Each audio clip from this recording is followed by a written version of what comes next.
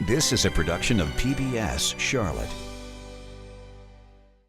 The following episode of Charlotte, a City of International Success, is brought to you by Central Piedmont Community College and viewers like you. Thank you. Hello, I'm Dr. Maha Gingrich. Coming up next on Charlotte, a City of International Success, I will interview Shailendra Suman. And we're going to talk about the importance of innovation and small businesses, especially in this global economy. Stay with us. 3, 2, 1.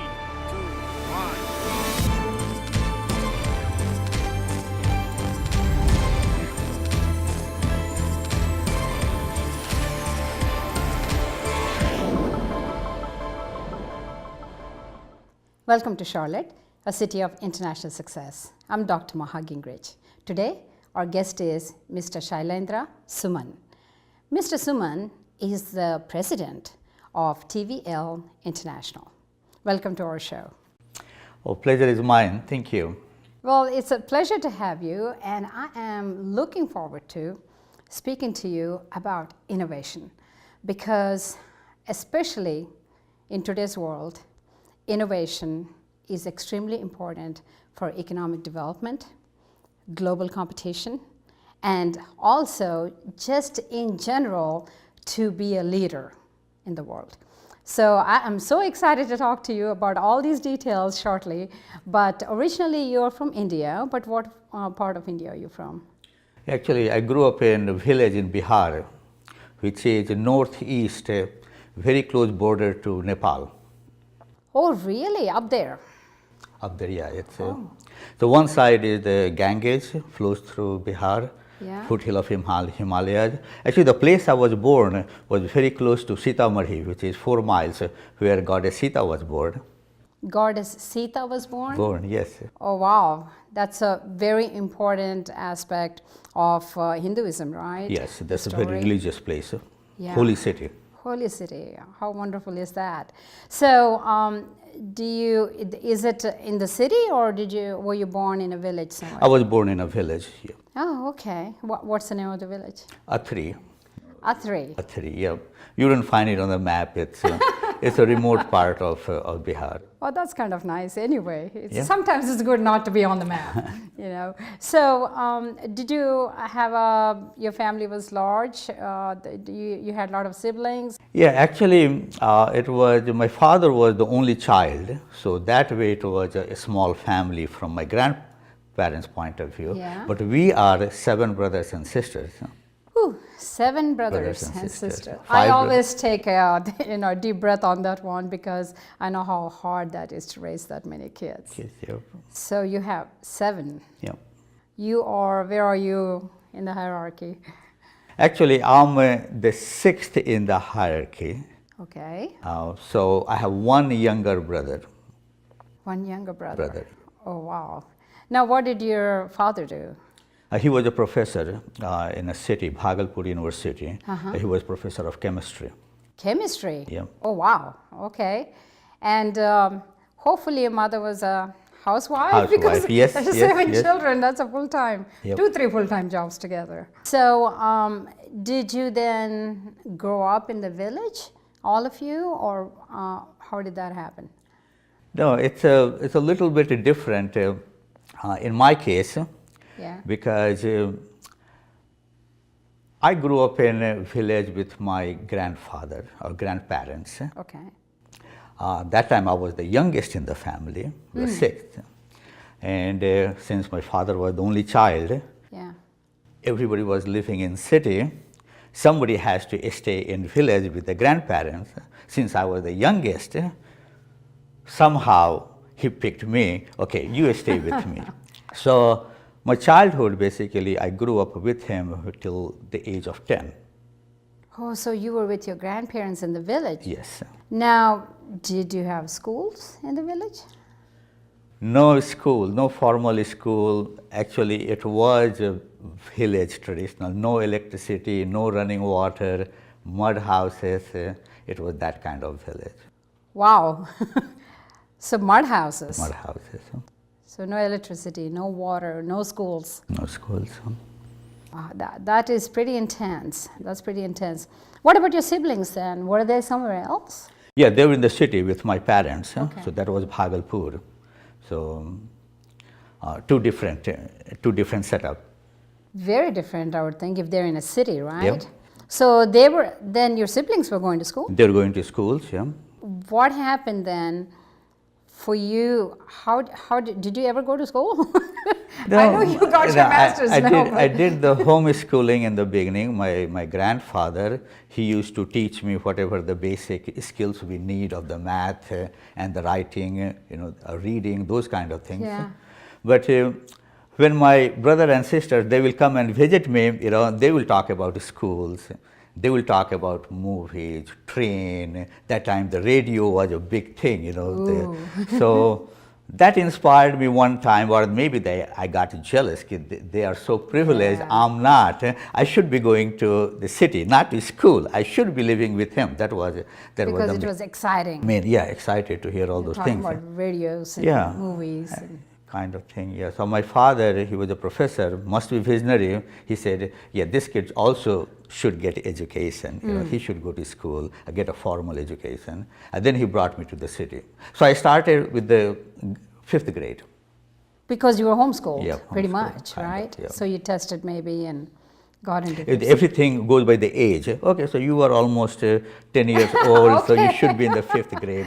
So, Okay. So that's what happened. Okay, it's not necessarily testing out of Yes, your yes. grades. Okay, but I think that would be challenging. But how does it work when you go to school there? So is it 10th grade, 12th grade? How do you make decisions what your career path is going to be? The way we grew up, or most of the Indians that time, the job security was one of the greatest fear. You have to get education, because you should get a job. And if you have to, the best job, you got to be engineer or a doctor. Engineer That's or the a way, doctor? That's the way they feed you very beginning. You grow up, you have to become an engineer or doctor. So you pick science, math, or biology. So if you pick biology in your high school, you will become a doctor. If you take a math, science, you'll become an engineer. So that's the way your path is decided for the future. Okay, so what did you take? Tell you the truth, I took both. You took both? Both, because I wasn't sure, because everything by competition. You are not guaranteed, okay, you have a good marks and you'll go to engineering school. Or Good you go marks to or good grades? grades, yeah. Okay. So for everything, you have to pass an entrance exam, and acceptance rate is very low. Oh, wow. I tell you, very low. So always you have a fear, I don't know I'm going to get selected or not. Yeah. So I was hedging my bet. Okay, if not, as medical is more difficult than engineering. Well, that kind of reminds me of our system. Okay. Because even in the United States, it is not easy to get into med school. You need to be the top of the crop. You need to be excellent in everything, along with 100 other things that you would do, and the seats are very limited. Yep.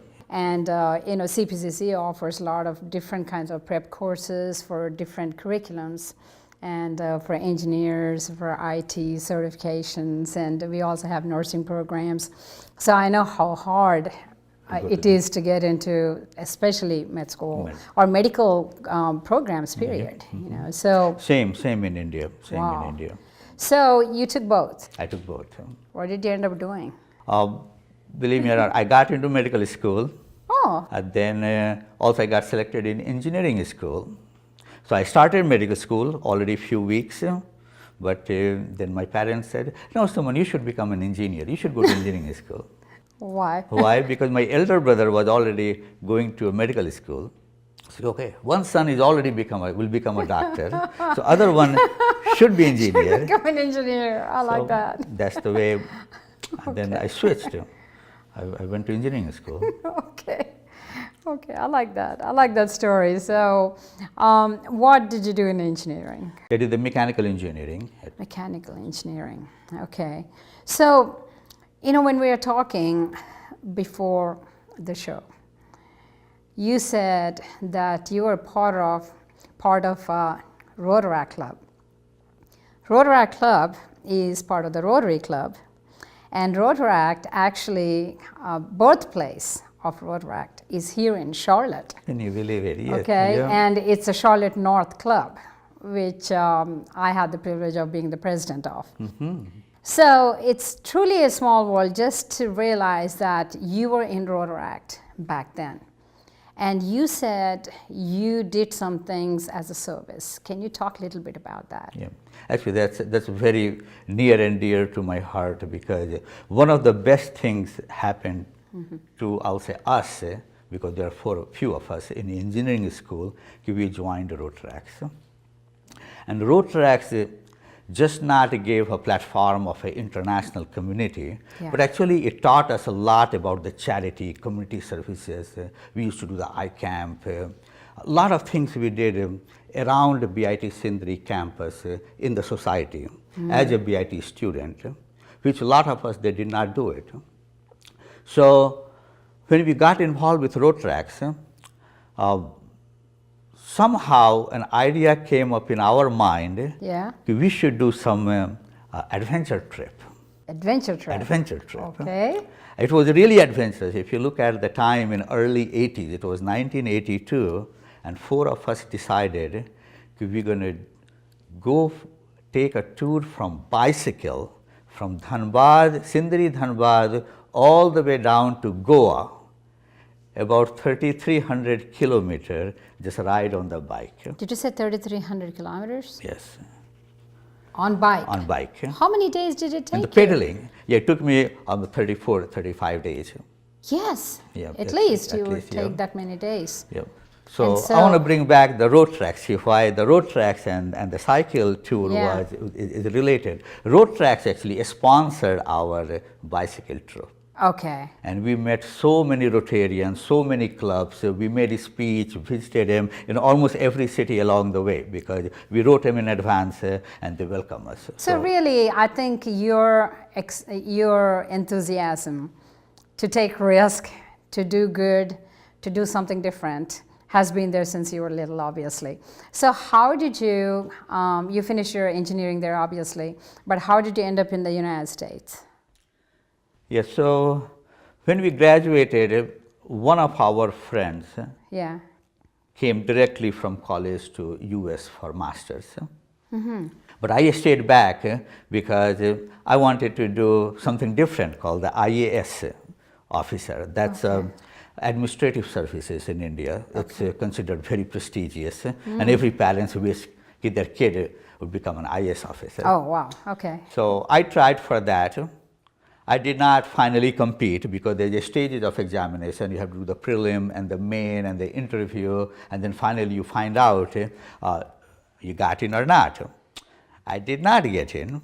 So coming to US my second option, because I did not want to go back to that NTPC job.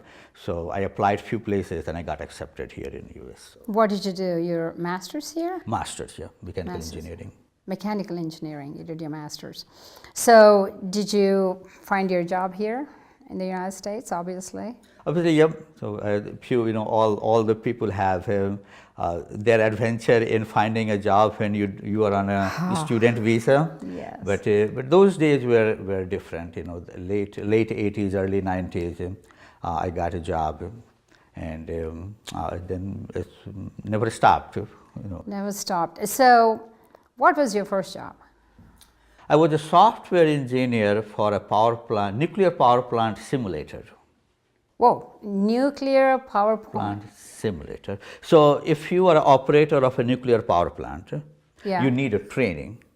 So you get a training on a simulator which looks like a control room of a nuclear power plant. Oh, but it's okay. all driven by software. There is no actual reactor. It's all simulated. Wow. And I was one of the software engineers. Oh, that is exciting. It was good, yeah. Very exciting. And usually I would think something like that, they would only take like top candidates because a lot is involved in it. Yes, math skills. Basically, the modeling software, but Yeah. it was very interesting job. It was very interesting job. Great. And then how did you get your experience? You said you have done some startups when we were talking before. Tell me a little bit about that. What does that mean when you were in charge so of startups? when I was doing this software simulation, I was in Minneapolis in a nuclear power plant. And somehow I thought I have a lot of time. So I started doing the evening MBA. Okay. So I got into the business school. Okay. And while I was doing my MBA, I met few people. It was luck. I got into the general management of the company. I got a big promotion. Oh, wow. Somehow, somebody picked me up in the organization, and from a normal production engineer to I became the director of technology strategy at Northern States Power. Somebody in a very short recognized period you. of time. So that was a big break. Yeah. And that started my career of learning new business development, a startup, because that was my job. Look at the technology strategy, look at the different technology, and then can we create a company out of it or product out of it which will apply to our company. So that's what I was doing. We'll create a business plan based on technology, company will fund it, either we'll apply to the company or we'll spin it off. It's a new company. Oh, okay, okay. That's where my experience of the new business started. Okay, so did you get married anywhere in between? Yeah, before, so when I graduated, my first job, Yeah. my company sent me to Germany on a project. While I was in Germany, I got married. You got married in Germany, not even India? No, I got married here, but Okay, I was living in Germany. I got married here in Charlotte, in the Yeah. Charlotte Hindu temple. Oh, wow, okay. Nice history here. What is your wife's name? Anshu Gupta. The reason we got married in Charlotte, Yeah. because Anshu's parents, they live in Charlotte. They live here for a long time. She actually spent her last year of high school in Charlotte. Okay. But after marriage, we lived in different cities, like Oh, in Germany, Minneapolis, and then we moved to New Jersey. Oh. So when we decided we're going to start our own business, I wanted to move to a lower cost of living place. Okay. And that time we had one son. Actually, two boys.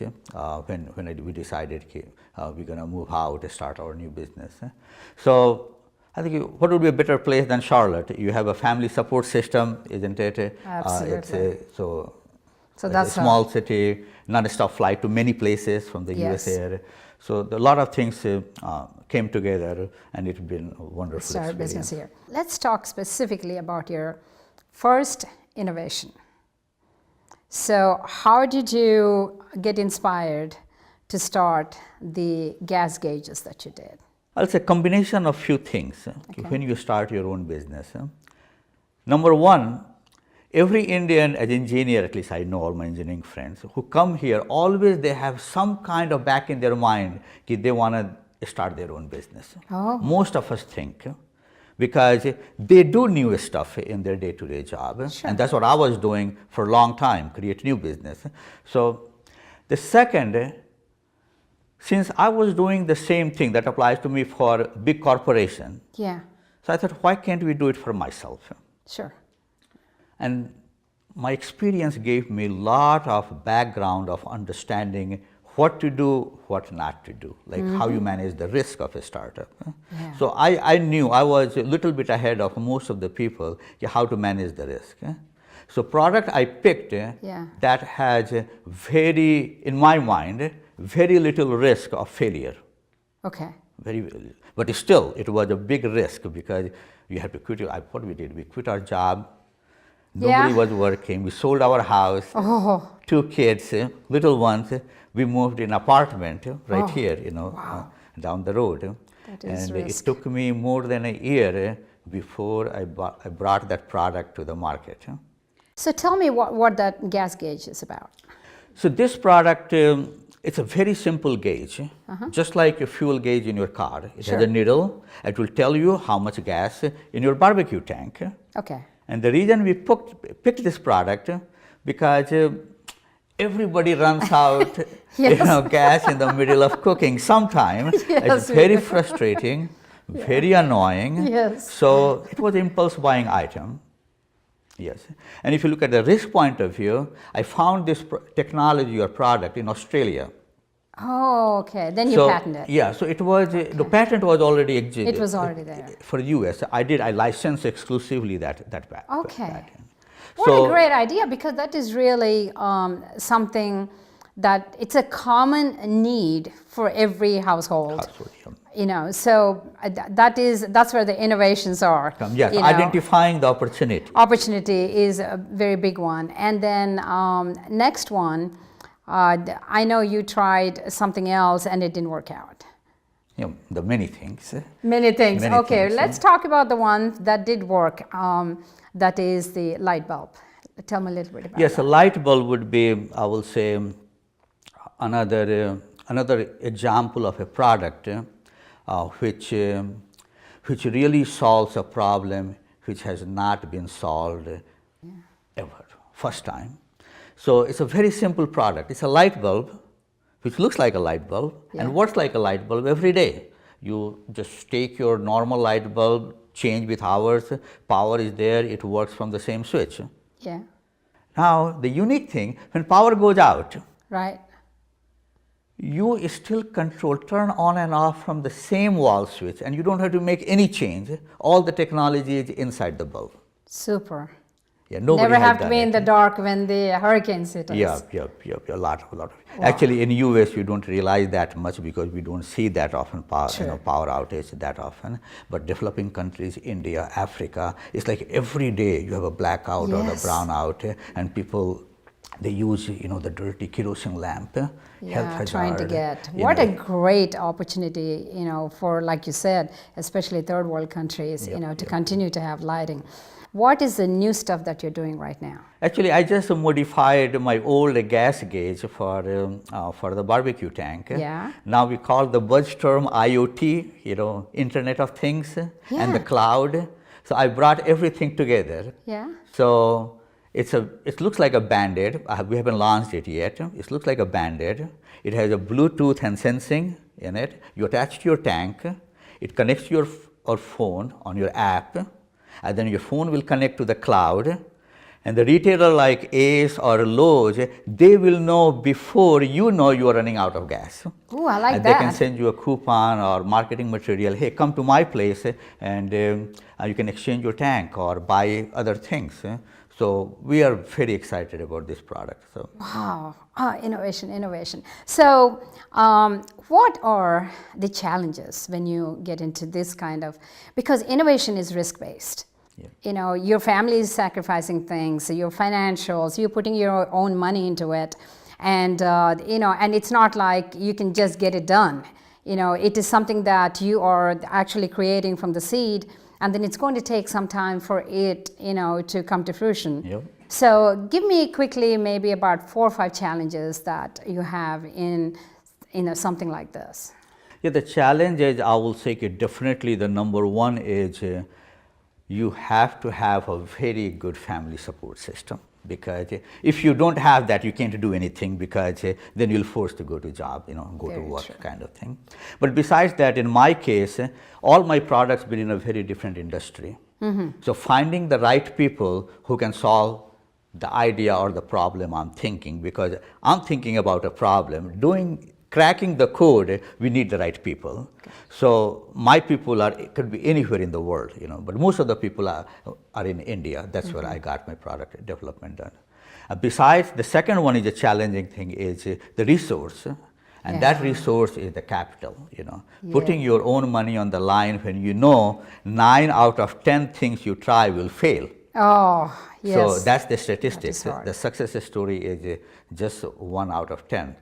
So that's that. You got to be very, very careful. And I would think also you need to protect your probably idea and the product, right? Yeah, so that people don't steal that it. becomes the business challenge, because intellectual property, isn't it? Yes. If everybody starts copying your idea, then people will not buy from you. Yeah, absolutely. So the IP, the patent, the very important, the key to success. And advantages for that is probably just truly having the satisfaction of doing something innovative and exciting. Yeah, that's right? the end of the day, because why you do it, that's the reward, isn't it? That's the really job. It's called the job satisfaction, your Yeah. personal satisfaction. Yeah, there's nothing like that. When you see your product on the shelf and your son say, Dad, look at, this is your gas watch. There's no feeling like that.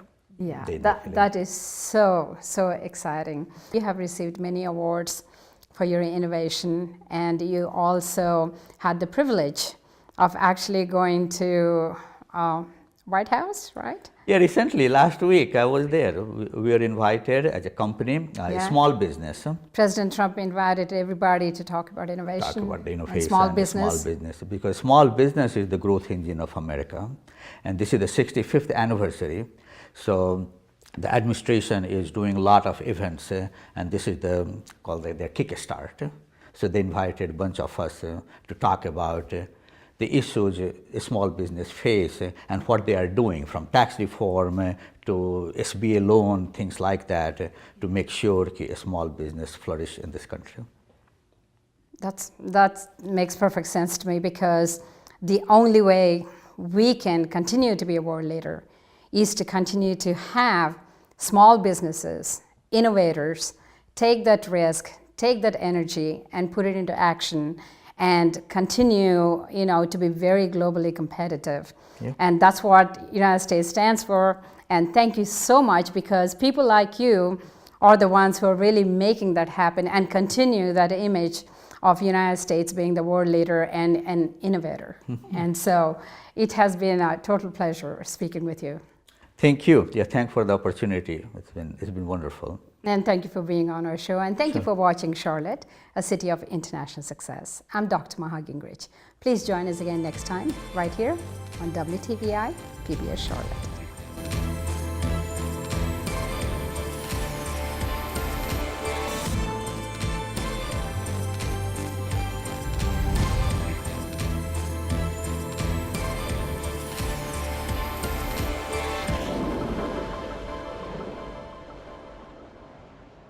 A production of PBS Charlotte.